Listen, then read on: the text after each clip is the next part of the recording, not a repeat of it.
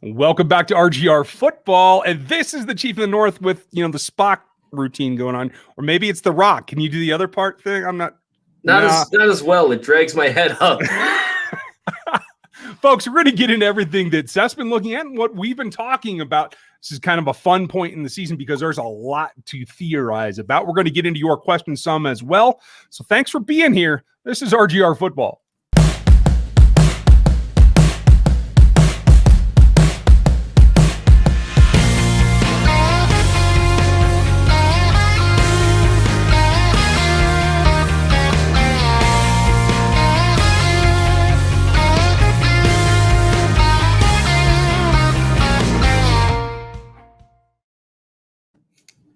Welcome back, everybody. Chiefs Kingdom. I know you've been waiting for this. It's a fun point. I don't think you're going to see any melting of the Kaiser throat anatomy tonight. We'll see how it goes. How are you feeling from last week? Habanero was nothing. Nothing. Don't. Well, I'm glad that we're live because I know that if we weren't, you would take the opportunity to splice in a clip from last week. Me going, oh my goodness, which for me is about as no, I'm feeling good. No long-term effects. I had court the next morning. It went perfectly fine. Not something I'm too excited to repeat. And now I'm officially on very, very, very worried status about the ghost pepper thing. But the people demand blood, and blood they shall have, Ryan. Whether you like it or not, folks, if you want to hear more about that, make sure you like, sub, and hit the bell notification. That's how you know what's going on around here. We have tons of content all week long, and this is just kind of the talk apex of it with Mr. Chief in the North, Seth Kaiser. And if you don't know him, I don't know why you're here, but if you don't, this is where you can read everything that he does. This is his Substack. This is where his hard work goes into, as well as Over the Athletic. I don't want to leave that out either, but yes, I'm just excited. I think is this our 5th week? It is 5 weeks of us finally working together again. This has been really nice, man. This has been a whole lot of fun. I'm excited. This is the opportunity in the dead zone of the offseason to start really looking and answering some questions about the previous season that you just never had time to answer before. Because there was always more film to go over. There wasn't always a next game to look at, a next opponent to look at, a next thing that was happening. Well, there's not going to be a lot of things happening over the course of the next few weeks or months. And so now is when we really get into it. And so I've got my first big off-season project coming up. Oh, what is that? I am going to review, I'm leaning towards at least 10 games of Frank Clark. Oh. Doing the whole 9 yards, charting wins, losses, neutral plays, pressures, hits, sacks, effective double teams. Those of you who haven't been reading stuff that I've done for a while, the article will explain what I mean by each, but they're kind of intuitive things. But since we've got time tonight, basically what I do when I try to look at a defensive player, you want to see how they did every snap, not just the snap they accumulated a stat or something like that, but you want to look at every single snap over the course of multiple games. Because at the NFL level, everyone has some good games and some bad games, except Aaron Donald, who only has awesome games. Only awesome games. That is literally it. I've just randomly clicked on games just to see was he awesome this snap? Yep. So the key is what guys do consistently, and so you can look at each snap and get a fairly good gauge on whether it was a win or a loss, or even a neutral play at times, if the play goes the other direction and stuff. And so by doing so, I really want to take a look at Clark as kind of one of the more controversial Chiefs right now, because it's pretty widely acknowledged that he had a down season in 2020. But where people disagree is how down a season was it? Was it as bad as the narrative is? Was he terrible? Was he just average? What happened and why? Was he drawing a bunch of double teams? Was he, what was going on with his game? And the only way you can look at that is by looking at every single snap. That's it. And you got to chart what you're looking at. It's kind of where the idea of analytics meets film, right? Is you quantify what you're looking at. And because I've done this with so many defensive linemen over the years, including Clark, several different times, I can take a look at what it looks like compared to his past performances. So I'm excited for that. That I'm hoping I will drop some point next week just in time for the 1-year anniversary of the Chief of the North newsletter. There you go. I'm looking forward to collaborating when you're done with that too, because I've run his stat numbers and his metrics every year, and not the way that PFF does, the way that I do it, because there are things that I care about more like a coach does than an analyst does. And it's interesting that you bring up some of those things. It'll be interesting to compare not only him to other players, but him to himself in years past. So that'll be great. I'm looking forward to that. Folks, you should look forward to a lot because we're going to keep doing this every week. This is going to be the Thursday thing. If you're new, if you're here because Seth tweeted at you and you felt compelled to show up like Keith McLean, welcome, Clan McLean. I'm glad that you guys are here, but we have a ton of other stuff too. If you want to join the memberships, you can do that. And then you get the Stevie and Gooch show, as well as our newest one, which is Gooch Late Night, doing the Rogue Life. So check those out. Stevie, actually, thank you again for the super chat because he's already in there, and so is Gooch. Nice. You guys are consistent, and this is the coolest part is when I started this channel, it was me talking into oblivion and like 4 of you listening. And now Seth and I get to do this together, and we have members that want to contribute, and that's what these guys are doing. It's a great thing. So we're going to get into all of that. You can sub and do all those things. Memberships are pretty cheap. You can get all of them, all these different tiers. Before we go any farther and get into what your topic of the week is, Ben Brotbeck, thank you very much. You seem to be the first super chatter every time we do this, and that's commendable. Yeah. How Ben does that is beyond me. I don't know. Well, he clearly has set up notifications and hit that like button as you've recommended to people. It's like on the little bell on the thing, and then it goes down. And then, by the way, if you guys want a little screensaver for your phones, those are available in the community tab on here as well for free. Go grab those. Ben has for free. I have freebies available for people. It's fun. Nice. That's awesome. And folks, I am working on the hats in a new Shopify store. I'll get there eventually, I promise. Until then, we're just going to have to make do with t-shirts. And Ben did ask how Fortson's doing. I have nothing specific on him other than he looks a little bit quicker out of his routes. That's the one comment I got. Have you heard anything about him?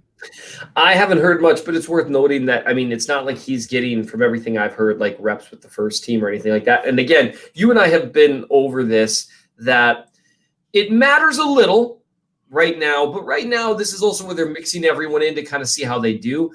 But it matters a little that, you know, Noah Gray is getting in there with the first team a little bit to at least see, because he seems like a guy, and I know we're going to talk about him more in detail later. He seems like a guy that if he gets a shot, he might not give up those secondary snaps. And I mean, those and by secondary, of course, I don't mean literally playing in the secondary. No, that'd be I mean like the second tight end snaps, just to clarify. So we'll kind of see. I haven't heard much about Fortson. He's one of those guys. Nate Taylor said it best I think it was before the season last year, when he said Jody Fortson is an excellent example of how hard it is to make it in the NFL because he's really good at football and it's just hard to make it. And so I haven't heard anything about him. The people that I've heard that stood out a little bit, Mahomes was very complimentary of Powell and Gray, who we're going to talk about tonight and who I wrote about on the Chief of the North newsletter. You can go to bit.ly/Seth really hates money, which is just fun. Prisco. Every time bit.ly/Seth really hates money. It sounds like I'm sending you to a scam or a virus, but I'm not. I'm going to try to type that out since I don't have one of those built yet. Yeah, no, yeah, seriously, yeah, bit.ly. It's hilarious. So anyway, so the way that the way Nate phrased it, you know, being really good at football and you still can't make it. The people that have stood out, I've heard Hardman. I've heard, again, Powell and Gray. But, you know, you're going to see more of the skill position guys. It's interesting to hear about Spagnuolo doing some separate work with Snead and Rashad Fenton. Yep. Fenton, low-key, coming into a very important year as well. So those are the guys I've heard about. And we know, thanks to the Chiefs' social media team, that Orlando Brown knocked down Tyreek Hill and is literally twice the size of Tyreek Hill. More than that. Let's be honest. Yeah, like I don't think I'm actually exaggerating there. Like I understand he doesn't weigh like 400 pounds, but he looks like he's twice Tyreek Hill's size. It was hilarious. Yeah. Scott Province, we're going to talk about your question coming up later. Ben, Correa got cut today. Yes. So Whatever hope we had for him is now gone. That's all right. It was an extended tryout, basically. Think of it that way. Right. Central Florida, glad you made it. Scotty will get to he'll get all into the ghost pepper stuff sometime when I'm not there to watch him keel over. Are they doing ghost peppers? No, they're talking about you doing ghost peppers. Oh, yes. That's something Ryan and I, for people that are asking, Ryan and I need to chat about that. I need to find out whether he'll let me do that on this channel because you don't want to watch me die. No. But that said, I mean, I would like to do it from the privacy of my own home as opposed to on the road. And I think Josh has signed off on that. And maybe we could turn it into some kind of crossover event with Times Hours or something. And my brother-in-law, Jason, who I don't think you've had the pleasure of meeting, Ryan. No. But Josh actually has, when he came down to Kansas City, the Ravens game with me, mountain of a man. He's like Chris's size. Just so he can carry you into the ER is what you're telling me. Yes. Well, he's talking about maybe doing it with me. Because I'm not going to let Tucker do it with me this time. That just seems he's 15. He doesn't know what he's doing, which kind of makes me want to. But he's a brave kid, though. I'll give him credit. He is. He's a brave kid. So we'll chat about that. It will happen. Maybe here if Ryan okays it. We'll talk. Yeah, we'll chat. There are legal implications that you know all too well about that. So, yeah. Gooch, yes. Glad everybody's here. And guys, you'll see that again. I think the next episode from the members things will go out tomorrow. And we're not going to ignore questions. We're just going to shut them down for a while. So those of you that have already super chatted, let me grab a couple of you real quick. And then we're going to get into Seth's topic because I think it's really prescient about where we're going right now. Yeah. Holly, glad that you're digging it. Dan's rants are always fun. He gets a little out there, but hey, that's the whole point of a rant, right? So that's going. You're going to enjoy Seth's stuff coming up as well because eventually we're going to do something fun, I think. We'll have to do some film live together. That'll be interesting because, it'll be fun. We'll show a run play and a pass play and we'll ask each of us what we think of it. And the joy on our faces will be totally different. Yeah. I'll be sitting there just like, as you're like, a 3-yard gain. Sorry. By the way, Mike Burton taking all the special teams reps, caught 2 passes today. Mike Your Burton is the new Sherm, so rest easy, everyone. There will be a fullback on this roster. Yes. What there will be is an H-back maybe too, and that's what I want to get to you because your review of Noah Gray and Powell was great. And I want to come back to where you started with it. Thank you, Holly. I'm going to take that off, but we appreciate the super chat. I want to come back to where you are. A lot of conflict around Chiefs Twitter about is he a tight end too in Noah Gray, right? And I'm going to put this to you, and I don't know that you thought about it. I'm looking over my shoulder like you can see the fact that your story's on my other monitor. Sorry. I've got it. If people are ever wondering what I'm looking at, this probably doesn't surprise people. I have a laptop. Hey, and so I'm always sitting here like, what is Ryan talking about? Oh yeah, I did write that. Right. Turns out I did that. What do you know? My bigger question is right now. This is pretty basic install. This is not anything that's crazy. They're not putting in what was it, Rolex. They're not putting in smoked sausage right now. This is pretty vanilla offense. But my question to you before we even get into your review is. Mm-hmm. I wonder if it's not that Noah needs to be the tight end too. I wonder if it's not that they need to add an actual H role and run him behind the line of scrimmage a little bit more like what he did in college behind Travis, both of them on the field at the same time. I think he'd be more successful at that, at least initially. He just wasn't asked to be an inline tight end doing things that he would do at the pro level all that often at Duke. It just wasn't part of their offense. Now, I think where maybe some of the contention, and honestly, I keep seeing all these things that like Chiefs Twitter is really contentious, and apparently I have not been available lately because I'm just like, I don't know what's going on. I think maybe some of the contention is whether or not he could. Yeah. And I would just say that it's worth noting that Gray, and we'll see, I don't know what Kelsey weighs these days, okay? Mm-hmm. But I think when he was coming in, he was considered 6'5", 260. I remember that's the number I have on the combine. And it wouldn't surprise me if Kelsey's a little lighter than that now. Agreed. It wouldn't surprise me. But I think if you saw him and Gray next to each other, I think Gray's a little smaller. Because there's a difference between 260 and 240. Math. You're welcome. This is the analysis that you were pointing Holly to. The hard sciences. Seth knows the difference between numbers. But it really does matter in terms of, kind of the roller coaster theory. You must be this tall to ride the roller coaster. You must be a certain weight, generally speaking, to perform certain inline tasks. Just based on where you're lined up, you can't rely on the defense to not line up a defensive end across from you, and a defensive end of like the Khalil Mack style, who's not just Mack being awesome, but being a power player, and just say, oh, we know that dude can't handle this, so we're lining up. Take the Chiefs, for example. Everyone is starting to see more and more. It looks like they really mean it this year when they say they're going to play Jones out on the edge more, which makes sense with the addition of Jaron Reed. I think maybe they've got an expanded role for either Naughty or Wharton just a little bit. They're comfortable with their D tackles, so it makes sense to send Jones out at the end. Fine, fair enough, especially if he can do it. Great. But if you think about, imagine the Chiefs lining up Chris Jones as a 9 tech, right? Which would be kind of cool to see. But now imagine you're the tight end, and I mean, he's not going to do anything but try to run over you. He's just going to try to run over you, but there's nothing to be done about it. It's just a physics issue at that point. Yeah. And that's where Gray could get himself in trouble. And now, is that the most extreme situation? Of course. But it's demonstrative of concern whether he can do those things. What we know he can do already is that H-back stuff. And I do like the idea of getting him and Kelsey on the field at the same time, particularly if he impresses and they don't have a third receiver that really pops. Mm-hmm. Or a second receiver that really pops. Let's hope. Yeah, we'll see. And that's where it does get interesting, because let's say, I mean, Blake Bell got a lot more snaps than people think. Demetrius Harris got a lot more snaps than people think. They tried to give Nick Keiser a lot more snaps than people think. By the way, everyone, my shoulder's blocking.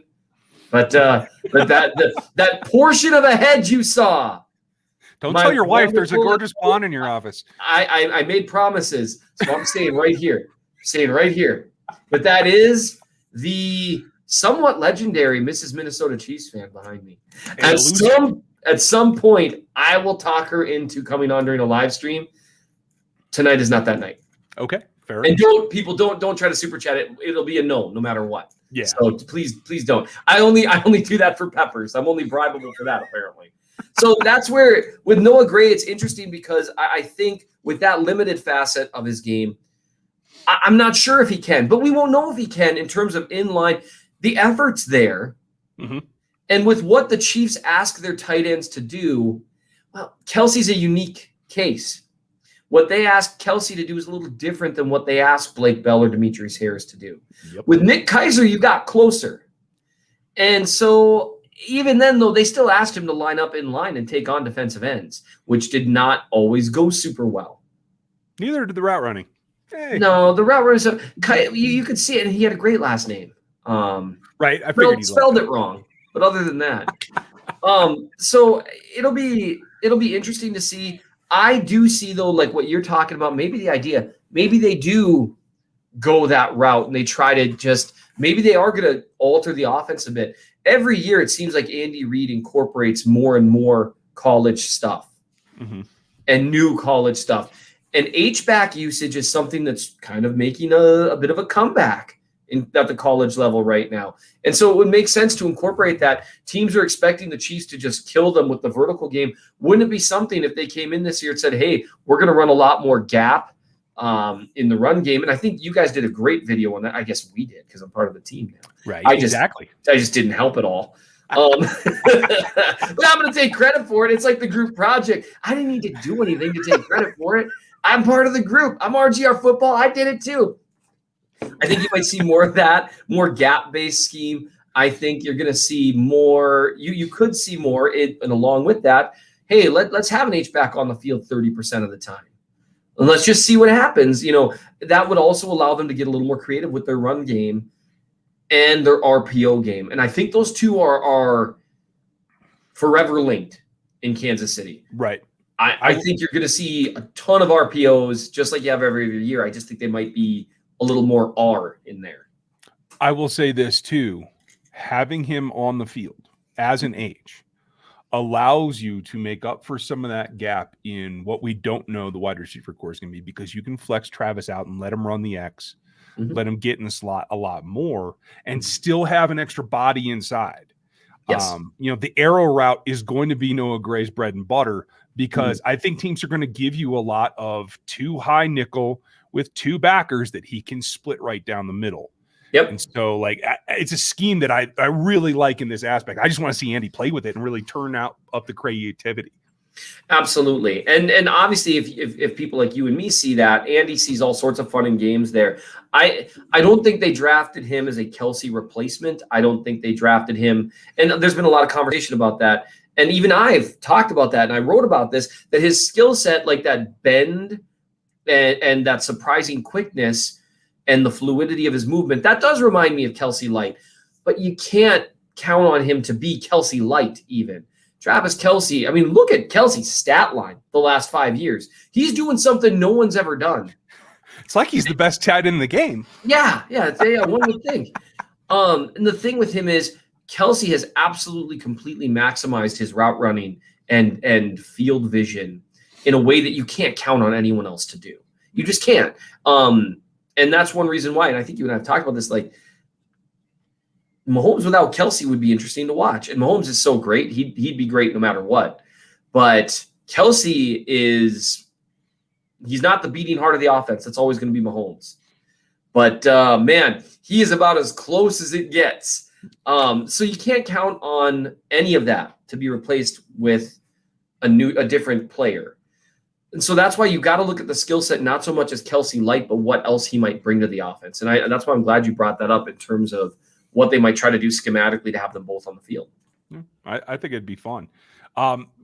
Just, folks, you need to go read in detail what he found. But on Gray, just super high level, 50,000 foot. What's your takeaway in terms of what you saw? Sure.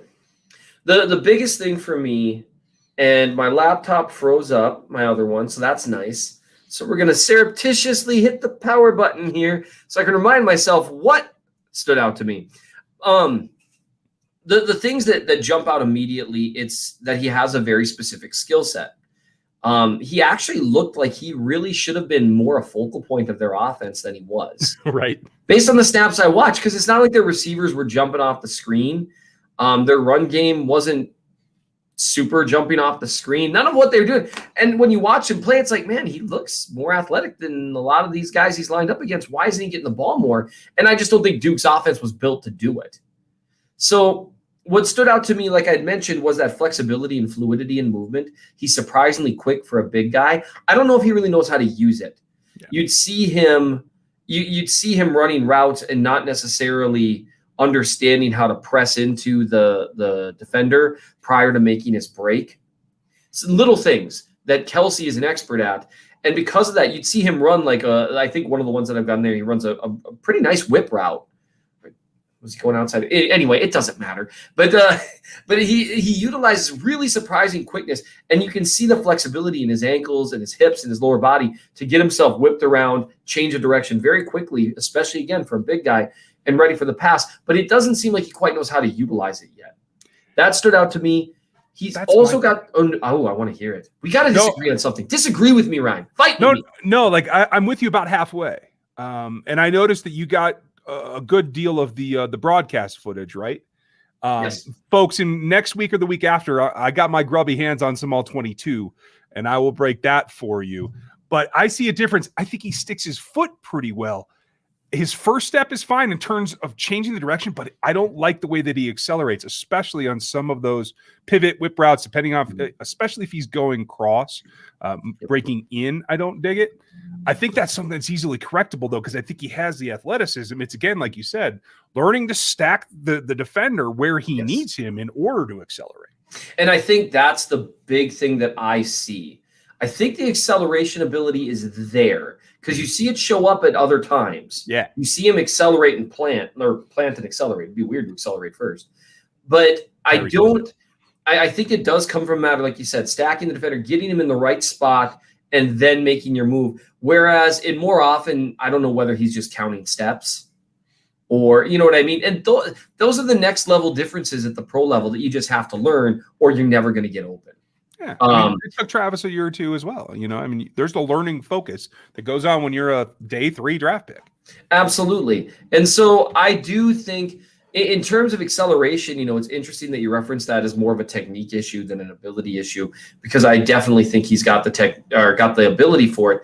One of the things I actually noted about him when you talk about acceleration, he's got sneaky acceleration with the ball in his hands. Mm-hmm. A couple times he's able to beat defenders to the edge in a way that you wouldn't expect, or just gain a little bit extra yardage where you see him break down angles that you wouldn't expect. And he's got subtlety to it, that he understands, you know, it's not necessarily just a sprint to get where you're going. Angles matter. Varying your speed matters. And you see him occasionally put those things together. And so I think there is – I wish they had used him to threaten the seam more often. Yeah. Because it looked like when he did it, he was very capable. It just wasn't a big part of their offense. So a lot of this becomes projection. Mm-hmm. But he looks like he's got the acceleration to run away from most linebackers when he's used in that capacity.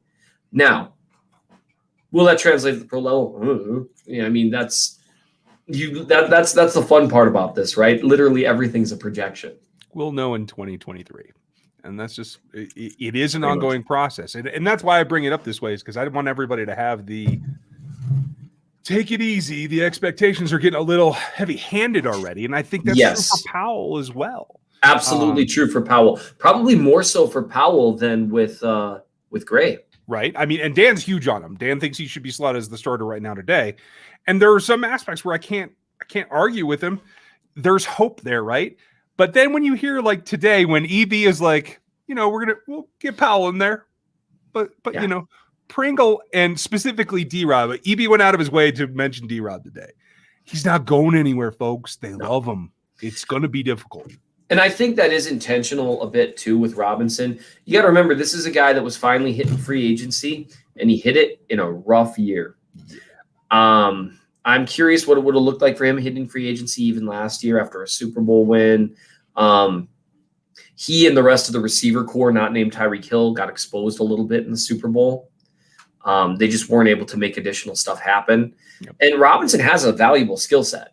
Make no mistake. He just has some limitations to his game, and always has. And at this point, maybe always will. You know, contacting his routes is always going to bother him, as far as we can tell.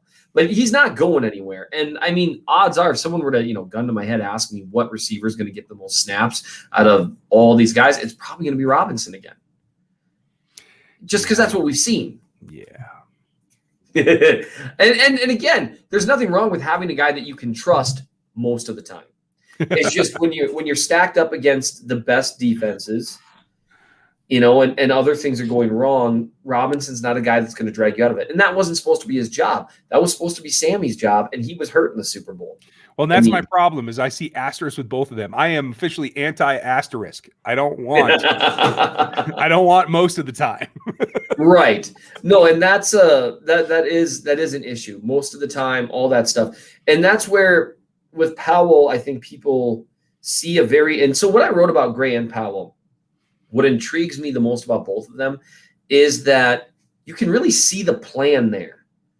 You can see the very specific skill sets that make you say, huh, I see what they're trying to do here. And with Powell, it really is you know, he's not Sammy. Sammy was one of the best college wide receivers to come out in a while. Yeah. Like, I mean, he had a ton of hype, and for good reason. But you see that intermediate and shallow stuff and some really subtle stuff that gets him open deep that really kind of belies the physical limitations that he has. He's got a hesitation to his route that I like, especially when he's getting outside of DB. Yeah, that hesitation. That's one of the things that it was just such a slick route, and it was a Senior Bowl snap. And I want to say it every time. One of the most valuable resources I had, Brad Kelly, who does a lot of great work with wide receivers. You can follow him on Twitter. He looked at, he had on YouTube available every snap at the Super Bowl that Powell ran in the one-on-ones, which is super valuable and a lot of fun to watch. But you can see some of the subtlety to his route running. Now the question becomes then, where was that the first 4 years he was in college? Not a lot of wide receivers that like play 5 years in college and only have one really good year. Yeah. And I think that's part of why there was hesitation with him. Part of why he fell to the the 6th round. You got a guy who was on a very visible team and had a really productive year. I mean, he had almost 900 yards receiving, I think 7 or 8 touchdowns. And so you got to ask yourself, well, why did he fall? So I'm curious, what did you see that's got you a little bit, hey, pump the brakes? For me, it's balance. He can get into contact, but I feel like he allows it to affect his route more than I like.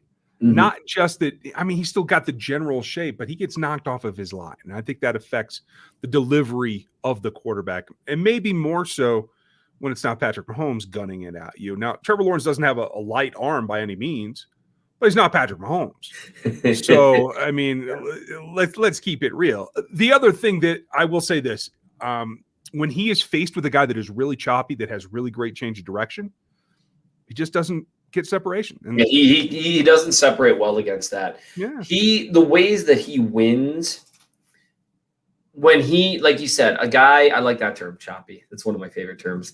When he's against a guy that has that clear physical superiority in terms of change of direction, those guys, and when those guys know it, they're able to often just wait. And they wait for him to make those breaks. They stay patient while he, fakes this way, that way. And they know that if they just wait, once he breaks, they'll be able to stay with him, and they can. And so you had some of those routes, like even at the Senior Bowl, you can find it on YouTube. You look, it's not to direct them to the competition, but check out our stuff first, 3 or 4 times. Yeah. After you've watched ours like half a dozen times, then you can watch someone else's. You can see that a few times where he just gets absolutely blanketed, and there's not a whole lot that he can do about that. And that's where the question becomes, at the pro level, most corners are going to have better quickness than him. And they're going to be accustomed to dealing with guys that run refined routes and that sort of stuff. Now, route running is universal. Yeah, but concept. Someone, physical talent does matter, and being outclassed in an area like that, when your bread and butter is going to be probably these short and intermediate routes, being outclassed in terms of quickness is going to matter. One thing that's interesting to me, you mentioned the bounce issue. I think he gets off the line pretty well, and he handles contact really well there. It's the top of the stem. No, I'm trying not to cough in the mic. He gets off the line well. And that's a skill that's really valuable. My question, I see him as a guy, like, let's say, like, you look at like various scenarios for him. I could see him having a big game early in the season where someone's playing a lot of press on him and that sort of thing. Or maybe even a couple big games where he's able to shake them at the line, because he uses his hands pretty well in that situation. He's comfortable with contact there. Yep. At the line, he's comfortable. He's got good hand placement. He's very comfortable there. But like you said, at the stem, or even anywhere else on the route, he just struggles to regain. And I think that's partly that lack of top-tier athleticism. Yeah. It's just tough to run through that stuff or just pick it up when you're not a great accelerator. And so I think he could have a couple of really good games early, or big plays, something like that, where he shakes a guy at the line early. And then I think you might see teams starting to say, you know what, why don't we put someone 7 yards off him? Not too far off, because he takes advantage of that well. He's got pretty smooth cuts when he's completely left free on that break. He runs nice curls, nice slants to where he'll take advantage of it. But maybe you put someone 5 to 7 yards off him who's a superior athlete, and I think he's going to struggle without getting that initial separation out of the gate with someone that's going to come up and be physical with him once he's in his route. Yeah, like I don't want him running digs. Like the slant, sluggo, drags. He can't run whips. He's not going to accelerate out of it fast enough. Right. I mean, that's just the way that it is. But the one thing that I will say this too is I put in my notes when I watched his college film, if he can get to the point where the top of his stem is more decisive, I feel like he will save himself some motion. I feel like he stutters sometimes at the top of routes, and that allows to be undercut or that DB to wait on him just that split second more. I agree with that. You can see it, and he's not someone who can afford to do it. Right. You know, what's funny, like if you want to talk about Tyreek Hill runs really good routes at this point, but he wastes steps sometimes. The thing is, his step is it's like 8 times faster than anyone else's step, so it doesn't matter. Like he can go 1, 2, 3, 4, 5 at the top of his route, and it doesn't matter because it's the same time it took someone else to do one step. But most guys can't do that. Yeah. He's just such a physical freak. One thing I do like about Powell, in terms of catch point stuff, he's got a little bully in him. He's aggressive. He's willing to fight and push and claw. And I look at some of those snaps, and I can't believe I did this to myself again. I looked at some of the snaps in the Super Bowl, and even Hill, who normally is very willing to fight at the catch point, he got bullied off the catch point a few times. Kelsey did a few times, and these are guys that normally can compete. I don't know if they were expecting the refs to be a little more flag friendly because of, I don't know, things that were called. Right? Because of the opposite? Yeah. Near the end of the first half. Again, the Chiefs got killed, so it's not really an excuse. I mean, they would have lost either way. But that was frustrating. But you saw the Chiefs receivers getting bullied at the catch point a few times, and I don't think that's something you'll see happen with Powell. If anything, he might end up in a contest like that and get a few OPIs called on him. I'm down. But I got to tell you, if you're getting hit, being willing to hit back, and he's got strong hands.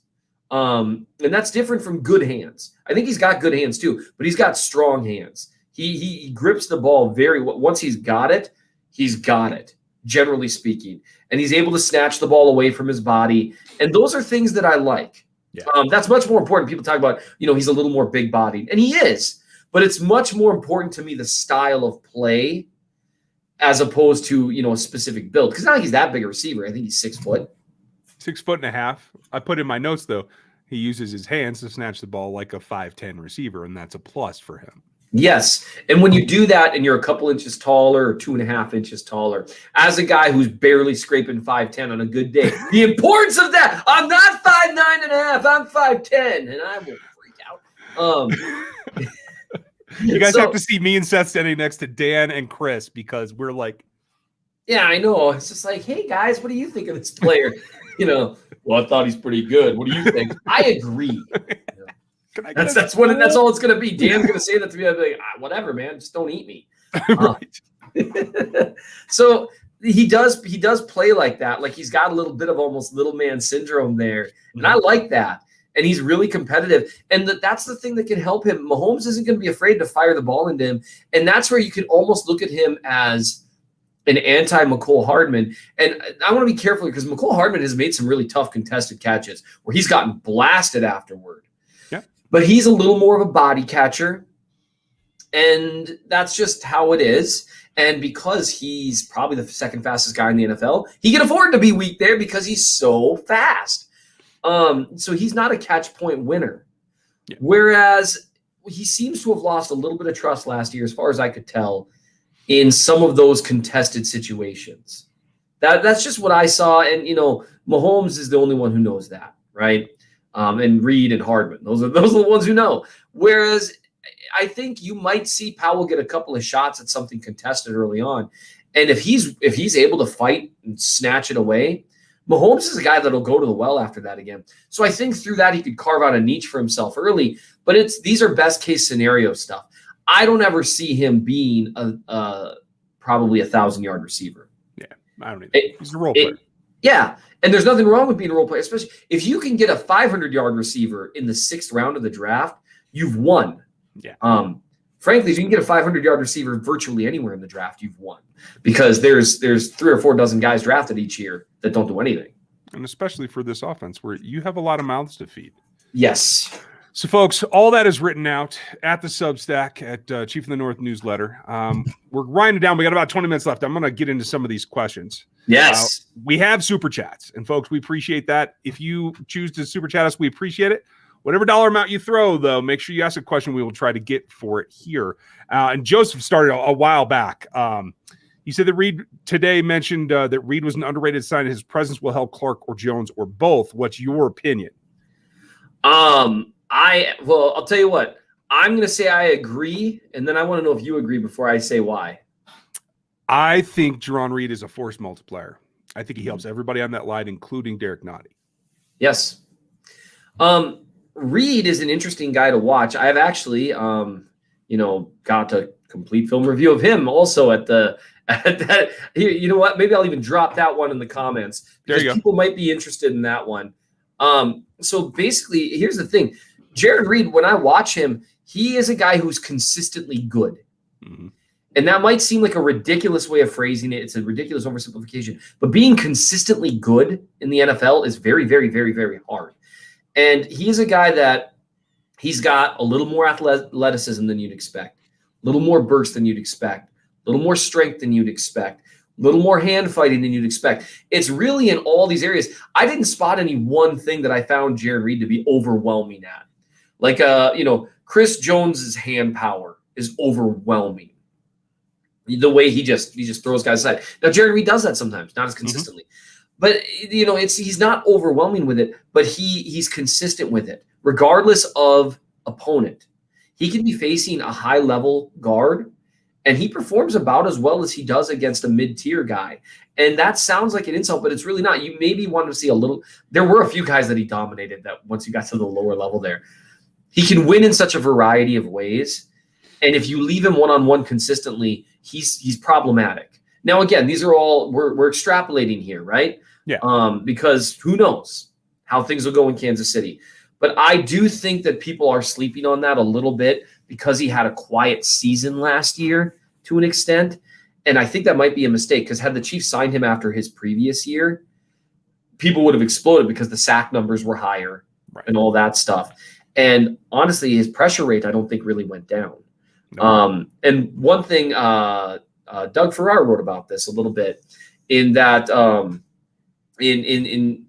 he works really well one gap outside of where Chris Jones does really good work. You got the 3 and the 4 there, and you're going to put them next to each other. And when they're next to each other, offensive lines, they're not built to really handle really talented players at both spots. You've got to put a double team somewhere, but that leaves someone on an island, barring bringing in extra blockers. You can't necessarily just slide blocking and cover all of it. So I'm excited for it. I agree with that. I think it'll help. Yeah, all of them, all of the above. With Clark, with the caveat if he's healthy. Yeah. I'm excited. One thing I really want to do when I grind out those Frank Clark snaps is really look at what went wrong for him last year.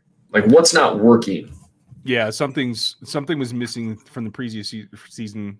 It was maybe a little bit lesser than the previous season before that. And you brought it up too. Those guys played their best seasons when they were together. So that is going to be a multiplication, is my guess. Thank you, Joseph. Ian, thank you for yours. Where's the run versus pass debates between you two? We're going to get to it. Right now, we're looking at player evals. We'll get to systemic things about what Andy's going to do a little bit closer to camp, I'm sure. And then you can see us throw things at the screen and stuff like that. Yeah. They should pass 80% of the time. He's incredibly insolent right now. And I'm not even going to dignify it with a response. And Brought thank you very much. We appreciate it again. That's 2 big ones for you. Appreciate it. And you did ask about Correa's release. I don't think it has anything to do with Cobb, Smith, or Harris. They do not play the same position. The problem with Kamalei Correa, and I said this when he was drafted, he's an edge rusher in a linebacker's body. And he's never been able to make the transition. And I think he's just a fish out of water. He is the dreaded tweener rather than the positive hybrid.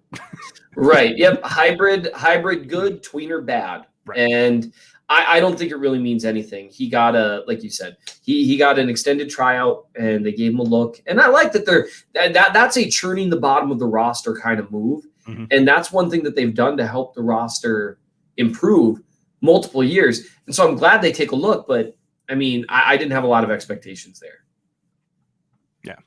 Avery had a good point about how do you feel about screening with Noah being the guy that takes it? I feel good about that. I think he's got a smooth skill set for that. Also, underrated skill of his, I think, that I didn't really talk about much. Everyone talks about what kind of blocker he is and stuff. He blocks well in space. He does that really well. And then you don't have to worry about the size stuff because, secondary players and even linebackers, they're not too much of a problem for him in space.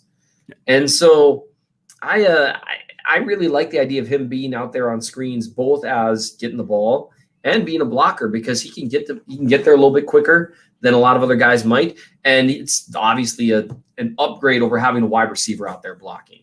You got a guy that's done it as many times as he does. It just makes a difference. And the effort is there. When you're 6'4", 240, if you're willing to put in effort, you can block secondary players in the NFL. Well, and I'll tell you this, in a straight line from making a reception, I feel like his acceleration is close to Travis's right now. Travis is getting older, and that's nothing against him. He doesn't quite explode like he used to. I'd say he's probably 90% of where he was 3 seasons ago. But the interesting thing to me, and you guys know I'm always trying to work this in, if you line up Travis in line and you put Noah behind him in the H and you put Michael in front of the running back, you can go flex them out all in one time and run that triple tight end to one side like they did a few years ago. All of a sudden, you got tunnel screens for days with those three. Brian, you just want to set football back 50 years, don't you? I do. It's just like, if we just – what's the old line,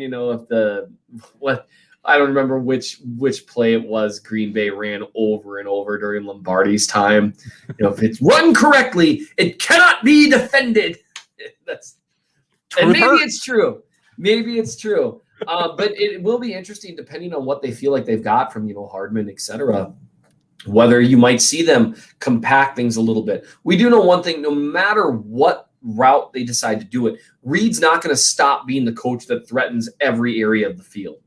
Yeah. That's been his whole career, not just once he, came to Kansas City. It's always been like that. And so maybe we see it more in terms of threatening defenses vertically or horizontally in a more efficient way to allow them to get back to the vertical attack that they want to do. I am saying he has a particular set of skills. Let's see here. Oh, Wes, Rogaine, right? Hey, I resemble that remark. I'm getting older here, folks. The hair doesn't have to survive that long. That's why I have hats. Where do you think Powell is in the depth chart week 1? I'm guessing he's right about 5. I think he's probably 5.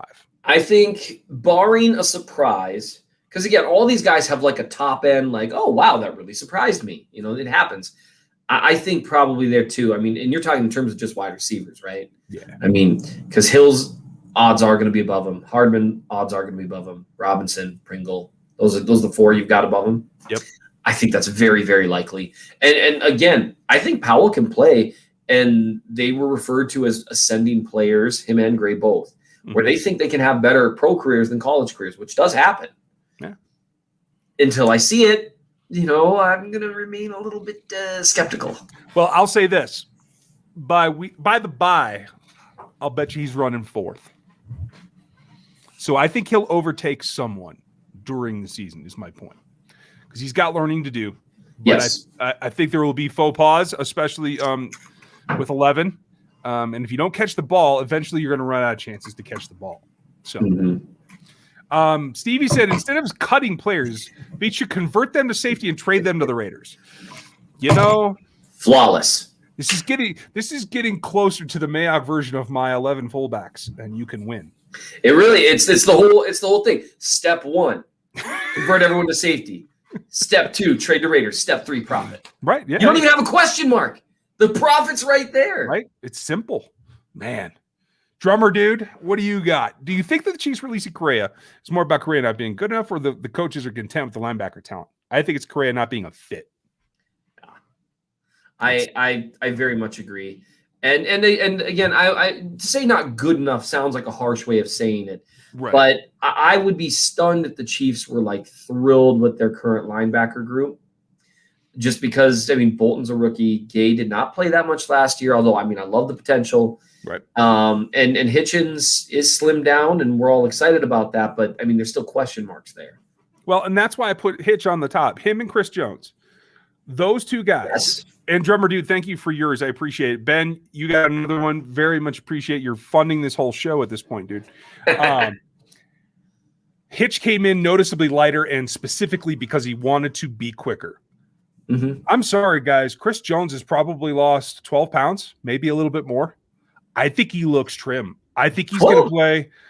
I'm upping my prediction. Last week, I said 20%. I think it might be 30 or 35% out at end. And I think that's why he looks that way. I could see that, especially if they end up not landing. Like, there's a reason they brought in Ingram, right? Yep. They're not thrilled with where they're at right now with edges. I think they like Dana. I think they like Charlton, but neither. That's not a rotation that you Spagnuolo likes having a really good defensive line. Like a really good, like he, throughout his career, has built his team around it. Yep. 4-man lines. Yep. 4-man lines and guys that can play all over. He likes that a lot too. Dana's a guy you can move inside a little. Charlton, not quite as much. You can if you're going to move him around. That's why I was surprised they didn't pounce on Ingram. I don't know what his contract asks are, but Ingram's a guy you can move inside, and he's really good from inside. Yeah. So you don't like Ingram? It's not that I don't like him. Like, I'd hang out and have beers with that dude. I don't know that he's dedicated to his work. Really? I feel like there's sometimes for the Chargers, and I've heard this from several people who have information inside that organization, that there are times he could have powered through and played through injury and decided not to. There are times when he elected to stay away when he didn't have to. He got a lot of positive pub last year from Hard Knocks, and I think that was a little misleading to some people. So no, I think his price is probably high. I know he's got like some kind of music career going as well, so he's probably just not. Oh well, in that case, yeah, you can't trust musicians. So. Well, hey. Yeah, probably a liar and Listen to this guy. Karaoke night is canceled. Oh, sorry. You sing one time. But in terms of with the Jones thing, I really think, and you and I talked about this early on, if what he sees is, okay, we really like what we've got in Jaron Reed. We like Derek Nottie for a limited role, but an important one. And let's say they really like Wharton, which based on the amount of playing time he got last year in a fairly crowded interior, I think they do. And what's not to like? The man's a freak athlete, and he's stronger than you'd think with how well he moves. I like Wharton. No one's going to be talking about him. Because usually what happens is, you get those rookies, they flash more than you'd expect. And then you're like, oh, well, the logical step would be they go to here. And like with McCole Hardman, it didn't happen. Maybe, but if Wharton, it does. I feel like it could, Ryan. Anyway. My prediction, 4 sacks from end for Wharton this year. That's the interesting thing with me. I feel no one talks about him as a guy that could be on the edge. He's a tremendous athlete. Oh, yeah. I think he's a better athlete than Jones. Yeah. Especially if you're talking about wide 9 where he has to cover 4 yards before he hits the tackle. Yeah. He's a tremendous athlete. And so, I don't know. Colin Saunders could probably play edge too. Cred, they had him playing inside linebacker some snaps. Maybe that's why you don't need Correa. That's why you're not worried. You got Colin. And so, anyway, the long and short of it, because I think people have given up on Colin Saunders pretty quickly. Yeah. Wharton, because he's not a rookie anymore, everyone moves on to the next thing. I think they look and they say, man, we got a lot of D tackles that we really are comfortable getting on the field and playing well. And they're looking at the edge position and they're like, not so great. Hey, Chris has wanted to play edge forever. They know he can rush the passer from there. They know he's got the strength and the length to be a good run defender there. Now, some of the assignment stuff, will he do that? Well, here's another one for you. Jaron Reed's the only down lineman they run NASCAR with Taco outside of Chris and Frank on the other side. Yeah. I like home. that just fine too. Right. I think, and that's the interesting thing with this line. Right now, if we knew that we were going to get like Frank Clark this year, I'd be freaking out about this defensive line. Because, I mean, if you've got like Frank Clark next to Jones and Reed, that is a stud pass rushing trio. Excellent. One of the better ones in the league. There's just the unknown there. And then all you need is one guy to even just be okay, and you're going to terrorize teams. So I think that's the idea there. But, yeah, with Jones really slimmed down, and I know you were talking Hitchens too. It's interesting to hear Hitchens say that. And it makes you wonder, like, why it's not something he wouldn't have tried earlier in his career, whether he thought it would affect his play strength or what. Because it seems so obvious to me, like, bro, if you could get just a tenth of a second faster, you'd be, the play level feels like would jump a lot more. So it's something to keep an eye on. I tend to believe that once players have been in the league 5 or 6 years, they kind of are who they are. And we've talked about that before, even more so than after 2 or 3 years. And Ben, your question is, I don't think it has anything to do with legal rights. Breland is who he is. He wants to get paid. And I think that price is going to come down the closer you get to camp. We'll see what happens with Breland, but I don't think it's about the legalities. Yeah, no. I mean, Breland didn't have anything new legal happen this offseason. He got signed last offseason when he had a suspension coming and the legal stuff. And before that, he didn't have the new legal stuff. He had stuff, got positive for weed like 3 years prior, had multiple years of solid play. Then he got a huge contract after that, right? And then he got a foot infection of all things. And so the thing with Bashaud Breeland is he wants to get paid, and he's been very vocal about that on Twitter. And I know some fans have been kind of turned off by that, but the reality is he's seen guys like King out of Green Bay, right? That Breeland has been demonstrably so much better than him. Absolutely. Every year for like the last 5 years. And this guy gets paid like triple what Breeland got paid last year. That would bug me too. And so, I mean, I get why he's venting his frustration about it.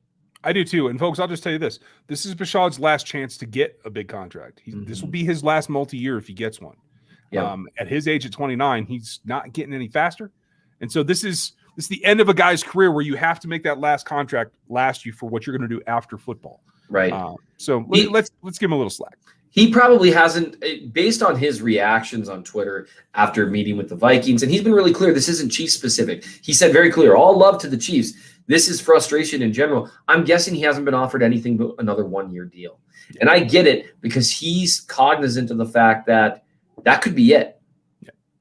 That could be it. 30, I mean, it's even tougher. And that's a bummer because, I mean, he's played well for the Chiefs. Yeah, I value his presence, so. Kansas City Chiefs, Mike Pennell's 32 now. He lost his explosiveness in the last 18 months. Mike just doesn't have it to bring any longer. I'm sure he would if he could, but he can't. Josh, welcome to the memberships. Go catch up on the Gooch Show and the Stevie Show. That's Huddle and Rogue Life. And you got some extra special things in there from me as well. So a lot to it. We're going to try to cram through here as we're approaching the hour. The rest of the super chats. For everybody else, we appreciate all the questions. We're going to try to get everybody who's paying something for their cash. So here we go. Longmorn, I think from now to training camp, Pringle, Powell, McCole, Gray, Clyde should be blowing up 15's phone asking him to throw and get. Yeah, I mean, quite frankly, a lot of those guys are still struggling about where to be, so he will throw it to you. You can ask him all you want. You got to be in the right spot. If I hear Patrick have to scream, keep on running one more time, you know why guys aren't getting the ball. But I agree with you, and enjoy the Angels' envy. Seth can't stand any of that stuff, but I'm a little jealous. Thank you for the support, Longmore. I was never a bourbon guy. No. I wouldn't expect that you were, to tell you the truth. Do you think there's anything to that building the camaraderie to try to get targets might actually work for any of the young guys?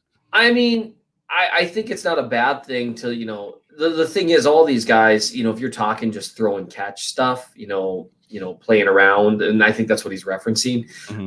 That stuff in terms of like building up whatever you want to call it, I think it can build up camaraderie, but it's just so different from game and practice situations. And all those guys are going to do awesome in those situations. Like, I cannot emphasize enough how great all of these guys are at football.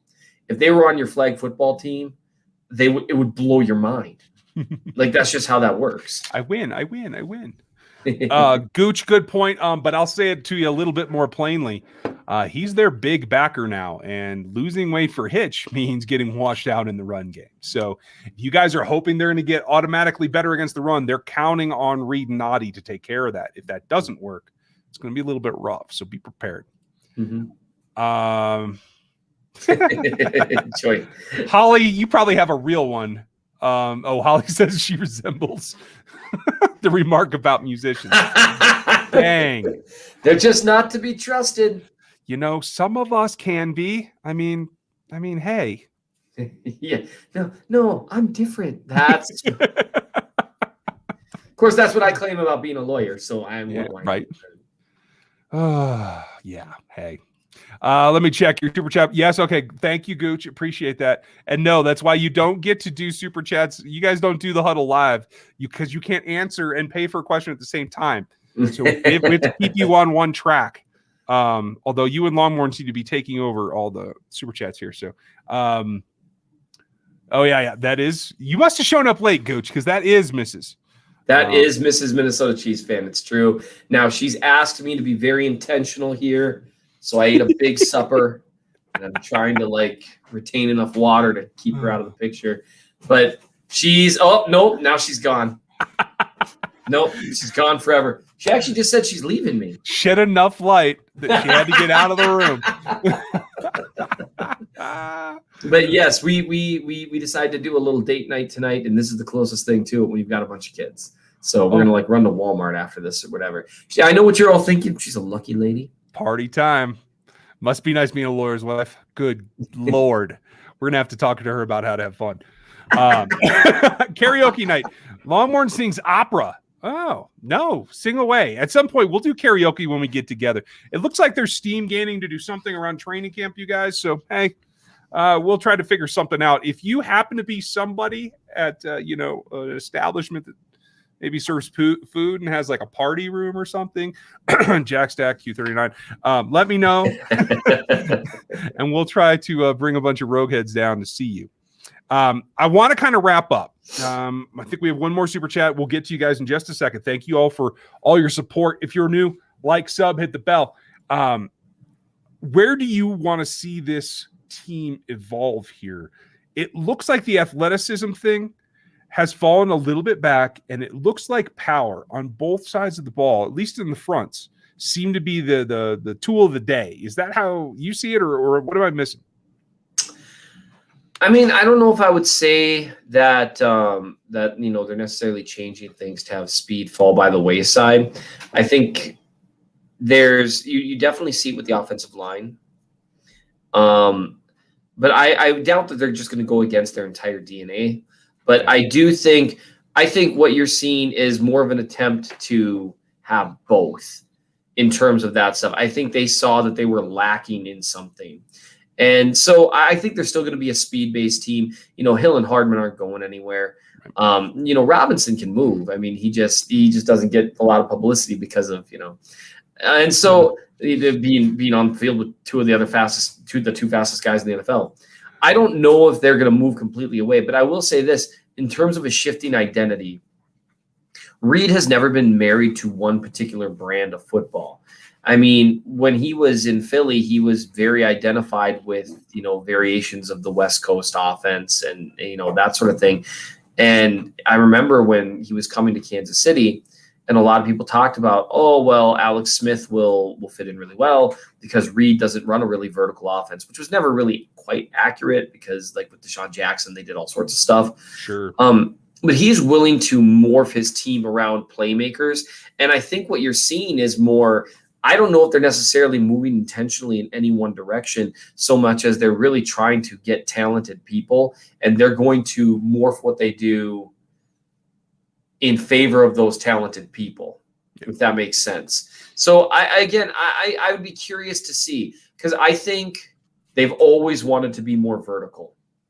And I think you're going to see that this year if the passing or if the pass blocking is better. I think you're going to see them be more vertical, even if they run more often with an H-back, that sort of thing. Yeah, I agree. I mean, when you can throw it 80 yards, you can throw it 80 yards. Take advantage of it. So, Gooch, thanks for passing this along and super chatting at the same time. Good Lord. Drummer Dude asked, are there any potentially dangerous AFC teams that are being overlooked? Anybody you don't think is getting enough pub right now? There's the off chance, and people tend to blow this off, but there's the off chance that Carson Wentz actually resurrects his career. The guy clearly just things weren't working out in Philly. And even if that says something maybe about mentality or whatever, if they're able to deal with that, they do have a talented roster. Yeah, they do. And so that would be, I think the Colts get a little overlooked because everyone assumes Wentz is going to be terrible. Well, and I'll tell you this, Frank Reich had him at his best when they were together, so I'm going to give him faith. Stevie, we're going to wrap with you. We're getting to the end. You literally need to buy us some time. We're out of time because I have a family and things to do, and it's date night for Seth. So we're going to say thank you for your time. Thank you for your super chats, for all the support. You new members, welcome. We'll have more for you tomorrow morning or tomorrow afternoon from Danilo, and then we'll start the whole process again Sunday night. Don't miss anything. Seth, do something fun and special and not racing up and down the aisles in Walmart. I make no guarantees. Okay, well, I can see that too. All right. You have a good night. Folks, thanks for watching. We'll catch you next week.